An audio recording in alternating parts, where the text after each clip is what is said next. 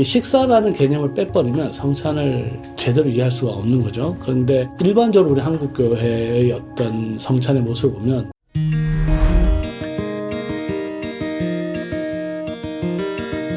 네, 저는 고려신학대학원에서 교회사를 가르치고 있는 이성호 교수라고 합니다. 저는 미국 칼빈 신학교에서 리차드 몰러 교수님으로부터 사사를 받았고 박사학위를 수여받았습니다. 박사학위 논문은 존 오웬의 교회론에 대해서 주제를 가지고 박사학위를 받았고, 귀국하고 나서 하나님의 섭리로 조그만 교회를 개척을 해서 잘 성장을 해서 지금은 제가 사랑하는 제자에게 물려준 상황이고요. 지금 학교에서는 교회사도 가르치고 있지만 학생들에게 신학을 목회적인 관점에서 가르치는 것을 강조하는, 교회를 사랑하는 그와 같은 신학 교수다, 이렇게 소개하고 싶습니다. 네, 이 책은 성찬에 관한 책이고요. 성찬에 대한 관심을 가지게 된 것은 제가 박사과정을 할 때 16세기 종교개혁가 중에서 이탈리아 종교개혁가인 피터 마타 브미글리라는 사람을 연구를 하게 됐는데, 그 사람을 통해서 성찬에 대한 이해가 확 열리게 되었습니다. 그래서 피터 마타 버미글을 통해서 종교개혁 과정에서 이제 개혁파죠. 개혁파 전통을 정말 제대로 이해하게 됐고, 중요성을 이제 인식하게 되었습니다. 그것을 통해서 이제 칼빈의 성찬에 대한 이해도 완전히 새롭게 이해를 하게 됐고, 그리고 제가 한국에 돌아가면 이 성찬을 좀 회복해야겠다는 그 어떤 열망을 강하게 품고 있었고, 마침 교회를 개척하게 되면서 새롭게 이해한, 또 종교학가들이 이해한 바대로 성찬을 가르치고 계속 매주 시행하면서 우리 성도들에게 가르쳐야 될 필요성을 느꼈기 때문에 제가 가지고 있던 것들을 성도들에게 잘 이해하도록 하기 위해서 어떤 매뉴얼 또는 가장 기본적인 지침들을 이 책에 담았다, 이렇게 볼 수 있습니다. 이 책은 제목이 그것을 정확하게 보여준다고 생각하는데, 성찬의 본질은 식사다.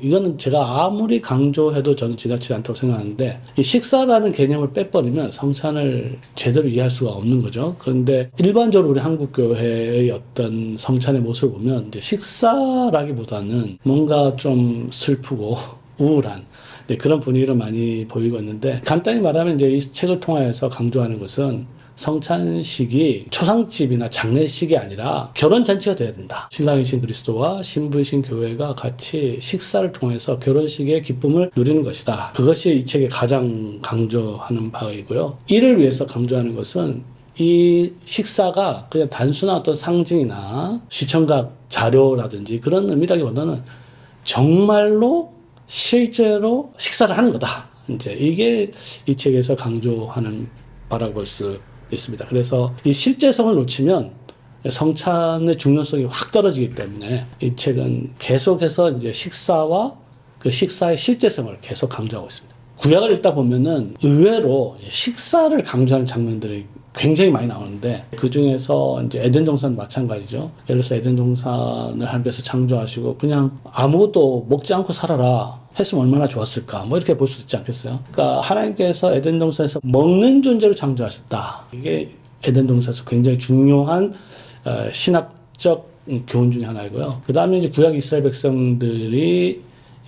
백성이 정체성을 확보하는 것이 유월절인데, 그 유월절에서 가장 강조하는 것 중에 하나가 어린 양이고, 그 어린 양이 강조하는 것이 유월절 어린 양의 피와 유월절 어린 양을 갖다 먹는 거란 말이죠. 근데 전통적으로는 이제 피를 바르는 건 강조를 많이 하는데, 그 유월절 어린 양을 다 먹어야 되는데 그 먹는 것은 좀 강조를 덜 하는 것 같아요. 유월절에서도 그 유월절 어린 양의 식사가 굉장히 중요한 본질적인 요소이기도 하고, 그렇게 유월절을 통해서 출애굽한 이스라엘 백성들이 광야에 들어가서 그들이 살아가는 방식도 만나를 통해서 살아갔잖아요. 매일 내려주시는 하나님의 하늘의 양식을 통해서 이제 살아가는 존재가 하나님 나라의 백성의 가장 중요한 신앙의 자태, 이렇게 볼 수가 있다면, 결국 이 모든 것들 구약의 어떤 메시지를 종합해 보면 하나님 나라의 백성들은 하나님께서 주시는 양식으로 살아가는 존재인데, 당연히 그 양식은 신약교회 우리 성도들에게서는 예수 그리스도가 되는 거죠. 신약에서도 의외로 식사가 강조되는 경우가 많아요. 예를 들어서 예수님도 막 가르칠 때 밥을 먹여놓고 가르쳤단 말이에요. 그래서 예수님께서 가르치는 방법이 이제 두 가지인데, 특히 누가복음을 보면 하나는 이제 길에서 가르치죠. 길에서 가르치는 게 있고, 다른 하나는 밥을 먹이면서 이제 가르치는 거죠. 저도 이 방법을 자주 사용하는 편입니다. 예를 들어서 밥을 먹여놓고 또 밥 식사하면서 학생들에게 신학적 이야기를 많이 가르치기도 하고, 굉장히 효과가 있더라고요. 학생들과 여행을 하거나 아니면은 이제 제가 차를 몰면서 이것저것 이야기하면서 신학적인 이야기를 할 때, 그것이 강의실에서 가르치는 것보다 훨씬 더 저는 효과가 있다는 것을 확신하는데, 예수님한테 배운 거죠, 사실. 그래서 그 중에 이제 식사에 초점을 맞춘다면 세 가지 큰 식사가 있는데, 대표적인 것은 오병이의 역사죠. 그 다음에 예수님의 최후의 만찬이 있고, 그 다음에 우리가 잘 모르는 것이, 잘 강조가 되지 않은 것이 엠마오로 한 두 제자와 식사를 하는 것인데, 그 세 가지를 비교해보면 소위 말하는 성찬의 네 행위가 그대로 세 사건에서 반복되는 것을 보는데, 예수께서 떡을 취하시고 축사하시고 떼어서 주셨다. 소위 이제 taking, blessing, breaking, 그 다음에 giving. 요 네 요소가 요 세 식사에 반복되는 것을 보면, 이 식사를 통해서 예수님께서 주고자 하는 메시지가 이제 아주 분명한 거죠. 그것은 뭐냐면 내 자신이 바로 생명의 떡이다라는 것을 그 세 식사를 통해서 아주 분명하게 보여준 거죠. 그렇다면 이제 구약에서 하늘에서 먹은 양식이 바로 나 자신이고, 차이는 구약에서는 하늘에서 내려온 만나를 먹었지만 다 죽었지만, 내가 주는 혈과 피는 참된 양식이고 참된 음료이기 때문에 먹으면 영생하게 되는 그런 교훈, 그런 복음의 진리들을 이 성찬을 통해서, 식사를 통해서 주님께서 가르치신 것이죠. 일단은 가장 기본적인 것도 이제 배워야 되겠죠.